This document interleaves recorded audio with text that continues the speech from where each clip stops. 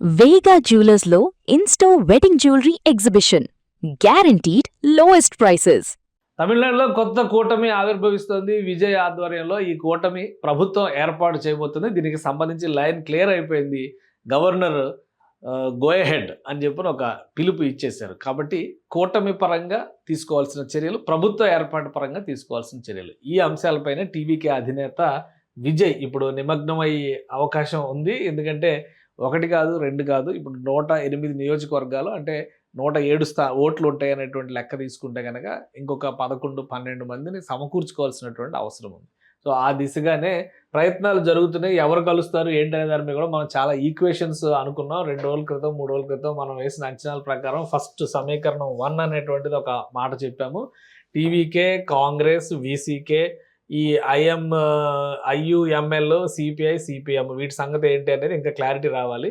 But ప్రస్తుతానికి గవర్నర్తో రెండవసారి భేటీ సందర్భంగా ఇచ్చినటువంటి నివేదికలో ఆల్మోస్ట్ ఇదే కాంబినేషన్ వచ్చేసింది. అంటే ఇంకా పిఎంకే పరిస్థితి ఏంటనేది భవిష్యత్తులో తేలుతుంది. పిఎంకే సపరేట్గా ఉంటుందా లేదా పిఎంకే కూడా ఇక్కడ వచ్చి జాయిన్ అవుతుందనే చూడండి. ఎందుకంటే పిఎంకే కూడా 4 స్థానాలు పిఎంకే చేతిలో ఉన్నాయి కాబట్టి దీనిపైన చర్చ నడుస్తుంది. గవర్నర్ని కలిసిన తర్వాత దాదాపు 40 నిమిషాల భేటీ జరిగింది. ఈ 40 నిమిషాల భేటీలో తనకున్నటువంటి అభ్యర్థుల జాబితా ఆల్రెడీ మొదటి భేటీలోనే ఇచ్చారు. తర్వాత తన ప్రతినిధి కూడా గవర్నర్ని సపరేట్గా కలిశారు. మళ్ళీ గవర్నర్ పిలుపుతో వెళ్ళి విజయ్ కలిశారు. సో విజయ్ ఇచ్చిన డేటా ప్రకారం తనకున్న 108 సీట్లు, కాంగ్రెస్కు ఉన్నటువంటి 5 సీట్లు, వీసీకే పార్టీ ఇచ్చినటువంటి 2 సీట్లు, మొత్తం ఈ 108 ప్లస్ 115 సీట్లు సంబంధించినటువంటి లిస్ట్ ఇచ్చారు. అయితే ఇక్కడ విజయ్కి 2 చోట్ల విజయ్ గెలిచారు కాబట్టి 1 ఓటే చెల్లుబాటు అవుతుంది. ఆ లెక్కను చూస్తే 114కి నంబర్ అవుతుంది. అంటే మ్యాజిక్ ఫిగర్కి 4 సీట్లు మాత్రమే తక్కువ ఉంది. సో ఇది జరిగినటువంటి చర్చ. ఈ నేపథ్యంలోనే విజయ్కి ప్రభుత్వ ఏర్పాటుకి గ్రీన్ సిగ్నల్ ఇచ్చారు గవర్నర్ ఇచ్చినటువంటి సూచన మేరకు ఇప్పుడు ఆయన ప్రభుత్వం ఏర్పాటు చేసేటువంటి దిశగా అడుగులు వేస్తున్నారు. అయితే టీవీకే పార్టీ ఎన్నికల్లో ఇచ్చిన హామీ ఇప్పుడు సర్వత్రా చర్చనీయాంశం అవుతుంది. ఆయన ఇచ్చినటువంటి హామీలు అమలు సాధ్యమయ్యే హామీలు కావని చాలామంది విమర్శిస్తున్నారు. అసలు ఏమి హామీలు ఇచ్చారో ఒకసారి విశ్లేషించే ప్రయత్నం చేద్దాం. విజయ్ మేనిఫెస్టోలో ఉన్నటువంటి కీలకమైనటువంటి 8 అంశాలు, ఒక 9 అంశాలని లిస్ట్ అవుట్ చేసాం మనం చూస్తే కనుక.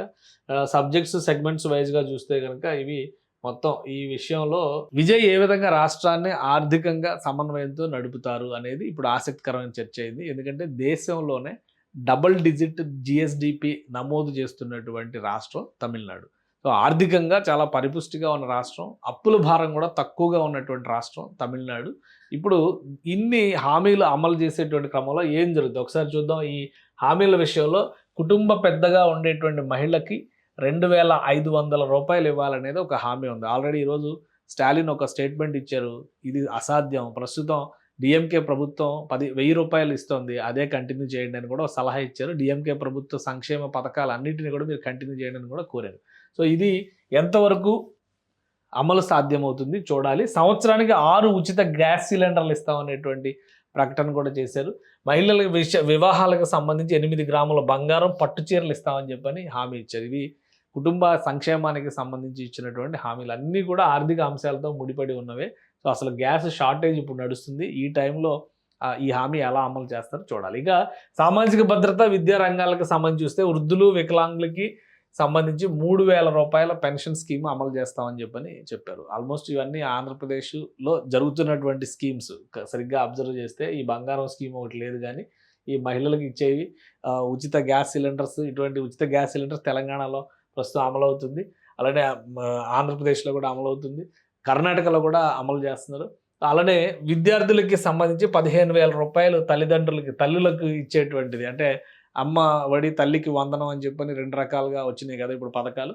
సో అదే పథకం లాగే ఇది ఉంది. అలానే డిగ్రీ, డిప్లొమా నిరుద్యోగులకి భృతి, పట్టభద్రులకు అయితే 4,000 రూపాయలు, డిప్లొమా చేసిన వారికి 2,500 రూపాయలు డబ్బులు ఇస్తామని చెప్పని విజయ్ హామీ ఇచ్చారు.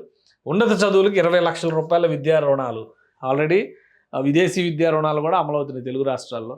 సో ఇది అన్నీ కూడా ఆర్థిక అంశాలతో ముడిపడి ఉన్నాయి. ఇక రైతులు, ఉద్యోగులు, ఇతర అంశాలకు సంబంధించి కనుక మనం చూస్తే 5 లక్షల ప్రభుత్వ ఉద్యోగాలు, 5 లక్షల వేతనంతో ఇంటర్న్షిప్లు క్రియేట్ చేస్తామని చెప్పని అన్నారు.